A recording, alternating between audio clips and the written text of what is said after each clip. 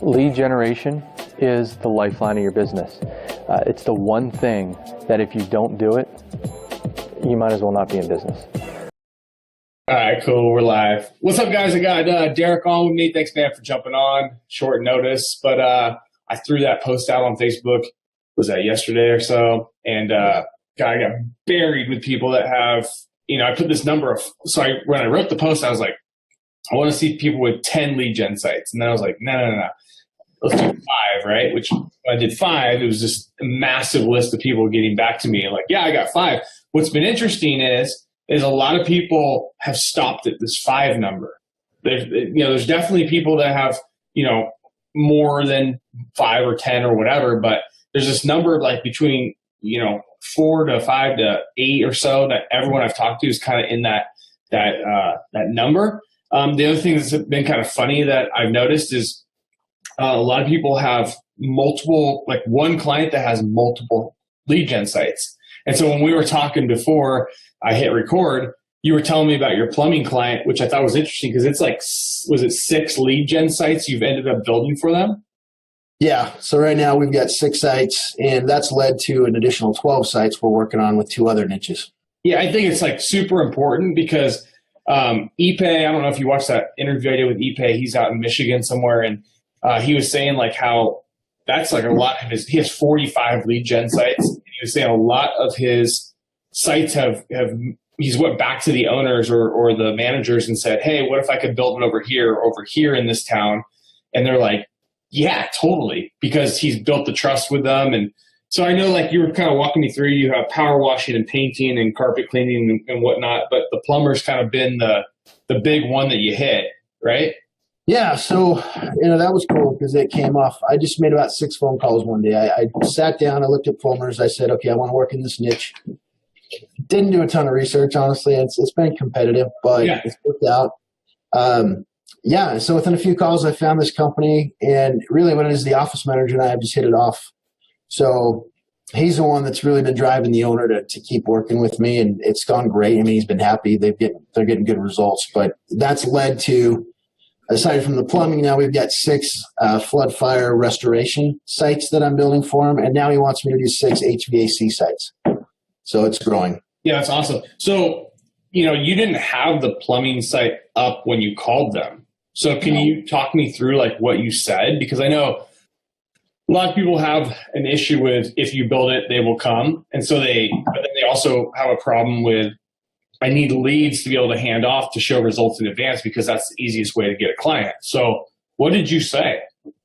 Yeah, and I definitely agree that, leads in advance, results in advance is powerful. And I like doing that. I still will do some of that, but I'm at the phase now where I don't want to put the time and effort into it until I have somebody paying me for it. Right. With this one, it's been about a year now, so I don't remember exactly, but what I say typically is I just call and I tell them, hey, here's who I am. Tell me about you. I try and get to them as quickly as possible. Sure. Tell me about your business. Are you staying busy? And then I'll bring up, say, hey, I found you on page 5. Right. In search. So I know you're not getting the calls that this guy, and this guy is getting. I can help you with that. What do you? And just get them talking, and that's how that conversation went. I could tell pretty quickly they got excited about the idea of, oh wow, you can get the phone ringing with more leads for us, and from that kind of. Yeah, and so you weren't promising them like when you called them, it wasn't like, hey, I'm going to go get your site ranked for you, like the phone call we all get as small business owners. You were basically saying, look, here's what I do for small businesses, and would you guys be interested if I could get you guys some phone calls coming in with people basically wanting your services? Is that kind of the angle you took? Yeah, I actually had an interesting thing too, because they had another company they had just like a month before started a similar lead gen relationship with. So there was a side-by-side comparison going on for the first few months, which is why I won out, because within a few months, even though it was an extremely competitive city and niche, I showed results the other guy didn't. Okay. That was really powerful. That's awesome. So did you do anything? Like, obviously, when you first get started in anything SEO or organic rankings of any sorts, it takes time, as we all know, right? It doesn't just happen. You don't just turn the site on and all of a sudden phone's ringing. Were you doing anything else to get that phone ringing and beat the side-by-side comparison off in the early beginnings? No, I didn't. I mean, I built it just like the JK process. I did everything right. I ended up going out and renting some links because I didn't want to build that part out at the time. So I rented some links. I just was able to show them pretty quickly how I was climbing the rankings. Their site still, and I haven't touched their site. We just never got to that conversation. Into, but I'm kind of wanting them to come to me and say, "Hey, help us with our site." But this other guy spun up, I want to say 8 sites for them, and they were just not very good quality. Got it. Didn't do anything right. I could tell very easily. And I was able to show him, say, hey, here's what he didn't do. Here's what I did. This is why mine's climbing the rankings. And so that's the comparison. It wasn't really the leads. It took probably 5-6 months to really start seeing leads come. But they could see the results, and I could show them this is why it's working. So plumbing's a licensed trade, obviously. So were you able to use their trade number and their license number on the sites and things like that? Yep. So I've got that listed on the sites. Awesome. And with all of my lead gen sites, I slip in just a little sentence, usually towards the top, that says, so it's called Plumber. Your Plumber Salt Lake City was my brand that I created for my plumbing sites. Sure. Their company's Ace Plumbing. Right. So I just put in there a sentence, your plumber partners exclusively with Ace Plumbing. Totally. And so and then it's got their license number. I've never had a question about it. Yeah. And neither have I on all mine that I've ever done, but I always, there's the nervous Nellies out there. I talked to this guy in New York the other day, and he was absolutely convinced that you can't generate leads on the internet because it's, for some reason. And I'm like, all right, buddy, well, you have a nice day. It's nice knowing you. I've only made millions of dollars doing this, but whatever. You can't convince everyone, but I think it's good to kind of point that out for people is don't get hung up, don't get tripped up on these little things. It's so easy to add a little sentence that says that. I know with one of my clients, with their permission, I use their logo, and they basically own the site or rent it from me in a sense. So it's, it's their asset in a sense. So whatever, but I think you get hung up on that stuff. So, okay, so you're working a full-time gig, and I know you got an appointment to get to here in the next little while, but you're working a full-time gig. Does that take up the majority of your day? It does, yeah. So I build my JK business nights, weekends primarily. Okay. Occasionally, and actually where I'm at a point where, because it's definitely generating money for me, and I want to put more effort into it. Right. So as needed, I might take some personal time off, just to get an extra day here and there. What do you think your biggest time suck is in it? Like, where do you see the biggest bottleneck for you? Obviously, working full-time time's an issue. What would the biggest thing be, you think? Don't worry about it.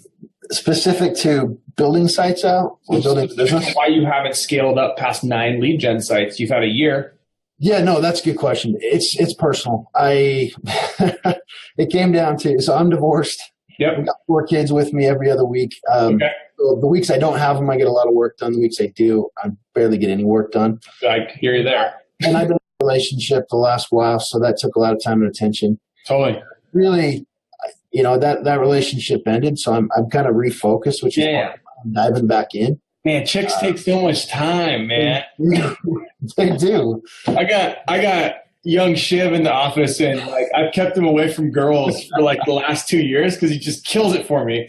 And then this last little bit, he's discovered what girls are, and I'm like, "Where are you going this weekend?" He's like, "I'm going down to Orange County to meet this chick." And I'm like, "Oh man, no! I've lost him. The money making is over." It messes you up. I mean, this business takes dedication. Yeah.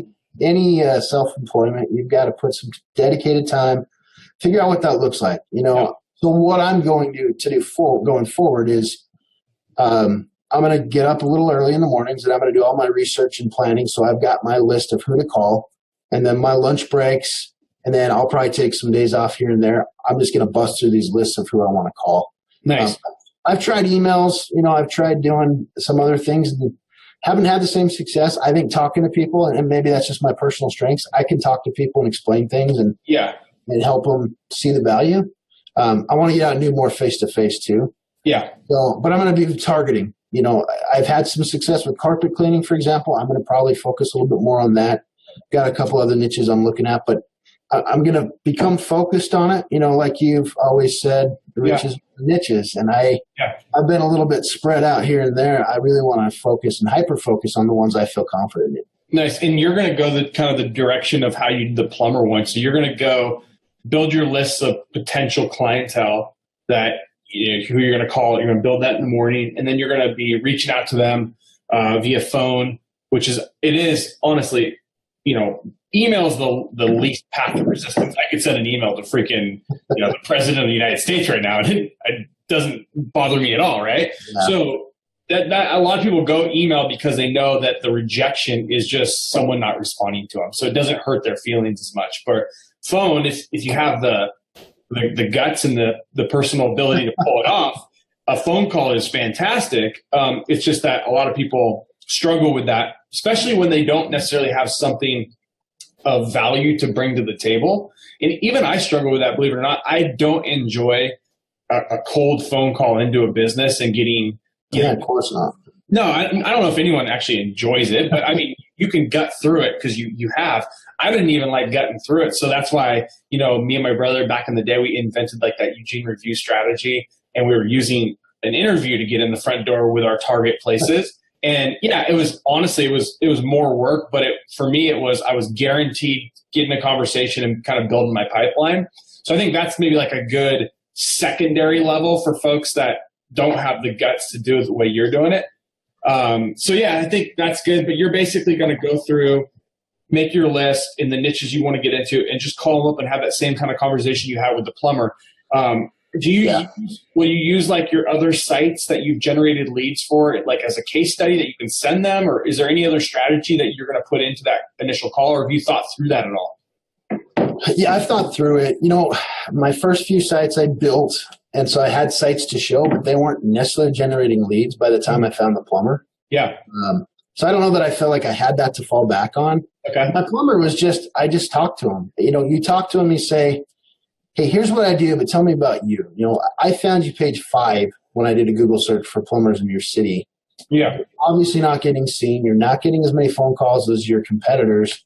I can help with that. Tell me what you're looking for, and just get them talking about them. And you start filling them with hope of, hey, I can get you leads so you can take care of your employees. You can keep your crews busy. You can take care of your family and go on those vacations. And that's the kind of stuff that they connect with. If I just tell them how great I am and what I can do, they don't get it. It doesn't mean anything to them. Yeah. So, and I've tried those. A lot of those emails were like, I do this, I do that, I do this. Here's what it does. No one cares. Exactly. Unless they get that stuff. So, well, I think you're right, man. I was having a conversation with someone yesterday, just in marketing in general, and I was telling them, they were kind of taking the approach of, no, they really care about us and who we are and our story and what we have to offer. And I go, no, bullshit. They don't care about us. They care about themselves. Every one of us, at the end of the day, we care about our needs first, our business's needs first, our family, our kids, our, whatever. We care about that. Inherently, we're selfish first, really. Yeah. Even though that's not maybe the greatest characteristic to have, but inherently we are selfish first for our own needs. And so I think you hit a good point just by probably your people skills of talking to people. And I think it's good to point out, people don't give a shit about who I am or who you are or what you can do, and how great you are and what freaking things you've been through and blah, blah, blah. Dude, they want to know how are you going to benefit their life and help them with their things. So I think it's probably why you have had the success on, even though you don't have a ton of lead gen sites, the one that you did land is paying you $2,000 a month. I mean, that's $24,000 a year from a freaking cold, hey, how can I help you, phone call you did. Yeah. That was maybe 6 calls in too. So what I'd say for the new JK, first off, if you focus on that, on them, their needs, how to make them feel better and feel more happy, you're going to succeed regardless of your experience. Because you can't call up and say, hey, I've built dozens of sites and I've got all this experience. If you're new, you don't have that experience. Totally. So you call and talk to them about them, you've got an open door to talk to them because now you're talking their language. Yeah. And something else we talked about before the call started was, my plumber obviously is expanded. So I've got the 6 plumbing sites, but now they want the 6 HVAC sites and the 6 restoration sites. I'm doing the same thing with my carpet cleaner. I've actually already just finished a power washing site for him for the same city. Right. He wants to get into construction cleanup and he wants to get into cleaning services. And so he's coming right to me now. He sees the value. He knows it's there. He's seen the results. So That's the kind of business I want to grow. And because I've given them I've been sincere about, hey, I want to help you succeed. I want to help you have the success you're trying to get for your business, for your family. They're going to trust me the next time and the next time and the next time. And they're going to refer me to other people too. Yeah, I think the other thing that people need to understand, I think you hit something on the head when you're talking about the newer people that jump into the program and you don't have anything to show for it. You still understand 99.9% more than the business owner understands. Absolutely. And so you actually do know how to help them, even though you don't necessarily have all these results to fall back on. But that's also, I think, the genius of, in the case of if you build it out up front, you have the results in advance, or if you talk to someone up front and you're going to build it out, that they're still not at any risk, really. Like if you build the site out and it falls on its face, they're not at any risk, right? You're not taking $2,000 up front for them and then saying, hey, oh, it didn't work out, I'm sorry. So it shouldn't really be that hard to ink a deal with a business owner when you're first starting out. If you understand that principle, like you're putting it on your shoulders. You're spending the money to build the site out. Oftentimes you're doing all that stuff first. You went through the education process. So people just have to get away from that. That's just a mental thing upstairs of them going, but what if I don't get them leads? Well, dude, if they didn't pay any money, you're fine. Like, right? It's not a big deal, right? Or you can always, if they did pay you money, you can refund them the money. Like it's not a huge deal. Yeah. I mean, I like the results in advance. I think it's a great way to go. I'm still going to be doing that. Now, so people ask me, what business should I start? I say, none. The first thing you got to do is high income skills, right? Question, Nathan. Can your high income skill also be your scalable business at the same time? Possible. It's possible. Now, very good question. Second thing. Now I have my high income skills. Let's say I'm making $100K a year. What happens is over the years, here's what I've learned. Less than 6% of the population makes over $100,000 a year. Less than 6%. So when you're making $100K, your income bracket, you're at the top 6%.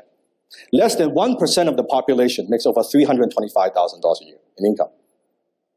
What happens is, somehow, I don't know what it is, but as a person, as an entrepreneur, I notice whenever someone gets over that 10K a month mark, something changes about them.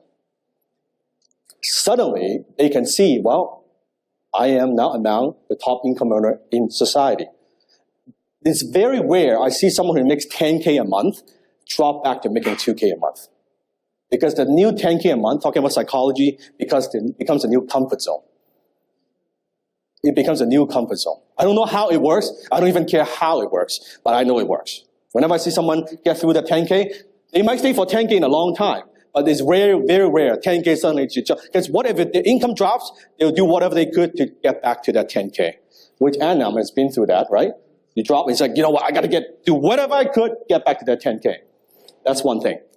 When you have your high income skill, it tells me a number of things about you.